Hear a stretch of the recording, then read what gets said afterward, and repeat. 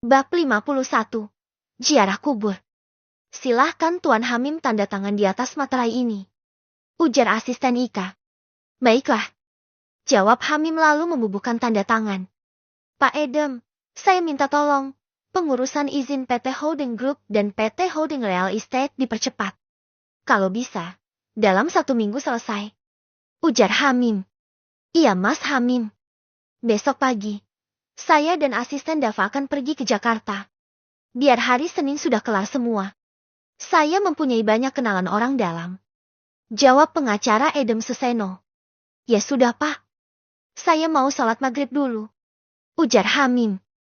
Kalau begitu, saya permisi pulang, ujar Pak Edem lalu berdiri. Iya Pak. Terima kasih banyak atas bantuannya, ujar Hamim lalu berjabat tangan. Waktunya istirahat. Kalian boleh pulang, ujar Hamim. Iya Tuan.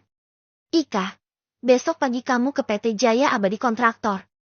Kamu temui Direktur Herman.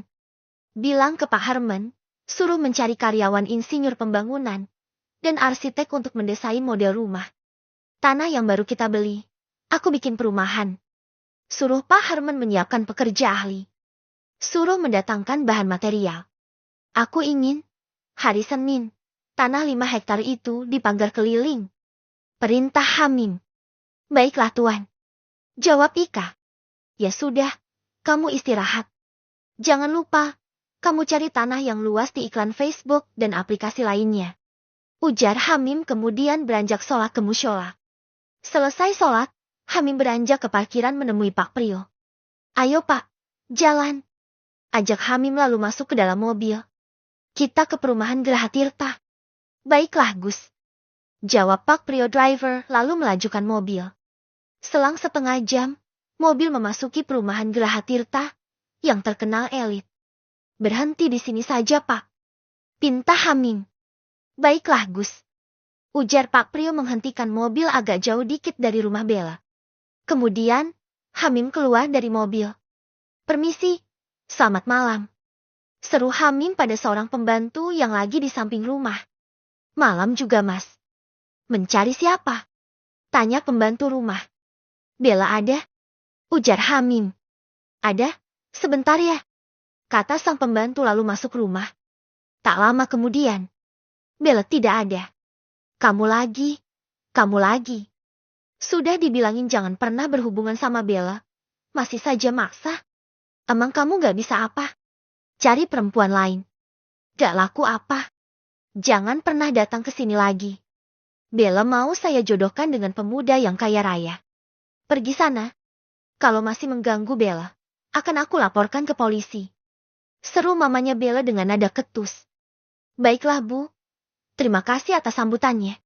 Semoga ibu sekeluarga diampuni segala dosa-dosanya.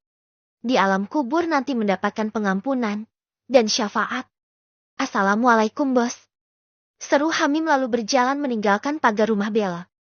Setelah masuk mobil, Pak Prio melajukan mobil keluar perumahan. Bintang kecil di langit yang biru amat banyak menghias angkasa. HP milik Hamim berdering, tanda ada telepon masuk. Setelah tersambung. Assalamualaikum Pak Kiai. Sapa Lora. Waalaikumsalam. Ada apa sayang? Goda Hamim. Panggil sayang segala. Antara Bella marah gimana? Ujar Lora. Biarin dia marah. Bella emang suka marah-marah gak jelas, jawab Hamim. Kamu ada acara gak malam ini? Tanya Lora. Gak ada. Ini sendirian di jalan, jawab Hamim. Kamu naik motor apa naik mobil? Tanya Lora. Naik mobil rental, jawab Hamim iseng. Kamu tak kasih mobil gak mau, malah kamu sewa mobil di rental. Ya sudah, kamu jemput aku ya. Kamu temani aku makan malam. Di rumah sepi, hanya ada pembantu, ujar Lora. Iya, siap, jawab Hamim, kemudian mematikan HP-nya. Pak, ke perumahan Nirwana, perintah Hamim. Baiklah Gus, jawab Pak Prio driver. Tak seberapa lama, mobil Range Rover memasuki perumahan paling Nirwana. Lora yang duduk di teras, melihat mobil berhenti di rumahnya, lalu beranjak mendekati mobil. Setelah pintu terbuka, Luara pun masuk ke dalam mobil. Salim dulu sama Pak Kiai. Goda Lora kemudian saling cium tangan. Tumben-tumbennya kamu saling cium tanganku. Ujar Hamim. Biar gak kualat sama kamu. Jawab Lora. Makan malam kemana ini? Tanya Hamim. Terserah Pak Kiai saja. Jawab Lora. Pak Prio, tahu makam Kiai Sepadan? Tanya Hamim. Tahu tuan. Jawab Pak Prio driver. Kita ke makam Kiai Sepadan Pak. Lewat jalan tol saja Pak, biar cepat. Ujar Hamim. Baiklah Gus. Jawab Pak Prio lalu mencari jalan menuju jalan tol. Pak Kiai, aku ini pakai rok mini dan kaos. Masak diajak ziarah ke makam wali sih? Ujar Lora. Aku juga pakai celana pendek. Kamu pakai jubah dan kerudungnya Bella. Itu ada di jok belakang. Kata Hamim. Gak aku gak pernah pakai baju milik orang lain. Sahut Lora. Itu baru beli, masih ada label harganya, dan masih terbungkus plastik. Bukan bekas. Sahut Hamim. Beli saja Pak Kiai. Aku gak mau pakai baju milik orang lain. Walaupun Bella itu temanku. Ujar Lora. Baiklah. Pak Prio. Habis ini cari butik di kota Sidoarjo. Kata Hamim. Iya tuan. Jawab Pak Prio. Selang setengah jam, mobil keluar dari jalan tol, lalu menuju arah kota, dan berhenti di halaman parkir toko baju muslim. Pak Prio ikut masuk ke dalam toko.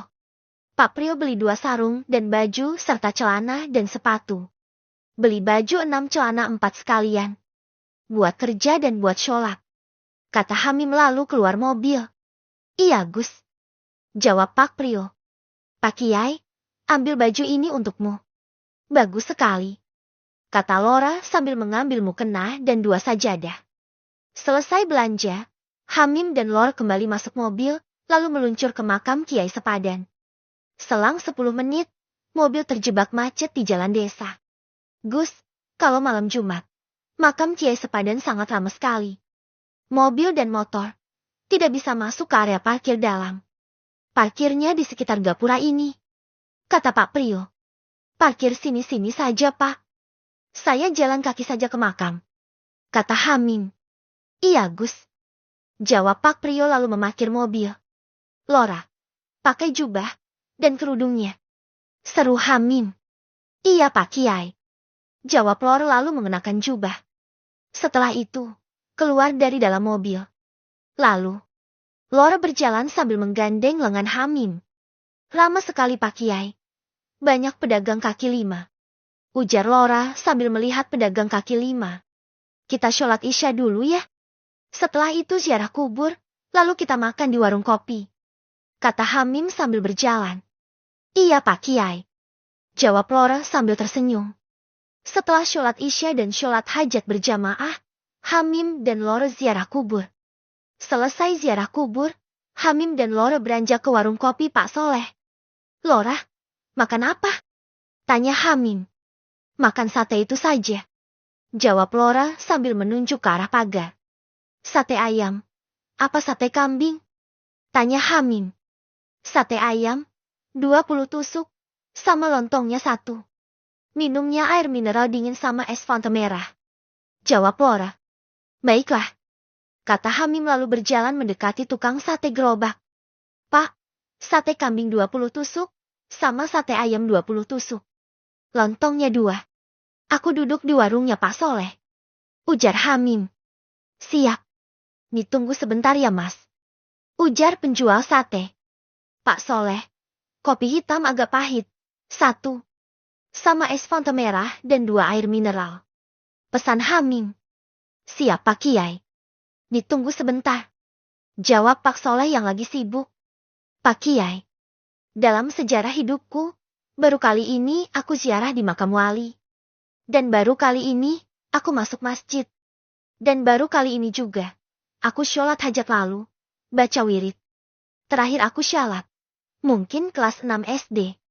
Kata Lora. Sama kayak aku. Aku juga, baru kelas 3 SMA. Baru melaksanakan syalat 5 waktu. Itu pun, bolong-bolong. Ujar Hamim. Bercanda. Pak Kiai, bagaimana ceritanya sih? Kok kamu bisa mengobati orang sakit? Padahal, setahuku, kamu itu siswa yang pendiam suka dugem. Tanya Laura. Aku ceritain ya, tapi jangan kamu ceritakan ke orang lain. Kata Hamim. Siap. Aku janji tidak akan cerita ke siapapun. Jawab Laura. Baiklah. Saat aku tidur, aku bermimpi melihat matahari, bulan dan bintang. Saat aku melihat alam semesta, datang seorang kiai memakai sarung hijau dan baju putih, kepalanya diikat sorban. Lalu, kiai itu mengenalkan diri. Ketika kiai hendak pergi, kiai itu memelukku dan menciumku. Lalu aku dikasih ilmu pengobatan. Sejak mimpi itu, aku mengalami hal-hal aneh. Hingga aku bisa mengobati orang sakit.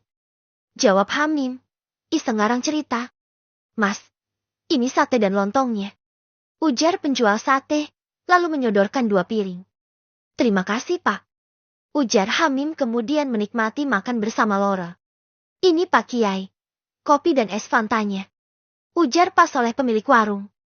Pak Soleh, sekarang kok panggil aku Pak Kiai? Tanya Hamim.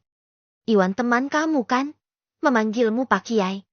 Jadi, aku ikut-ikutan memanggil Pak Kiai. Jawab Pak Soleh kemudian beranjak. Laura, kenapa kamu tiba-tiba dekat sama aku? Mau berteman dan mau jalan sama aku. Padahal, sejak kelas 1, kamu dan gengmu selalu cuek sama aku. Sering membuliku dengan memanggilku culun. Tanya Hamim. Gak tahu kenapa. Tiba-tiba, aku suka saja sama kamu. Bahkan, namamu jadi perbincangan di geng Gadov. Maya juga sering bertanya tentang kamu.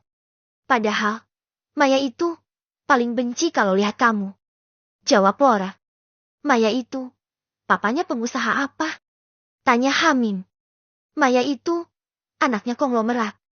Sama kayak aku dan Rara. Hanya saja, Maya itu anak tunggal.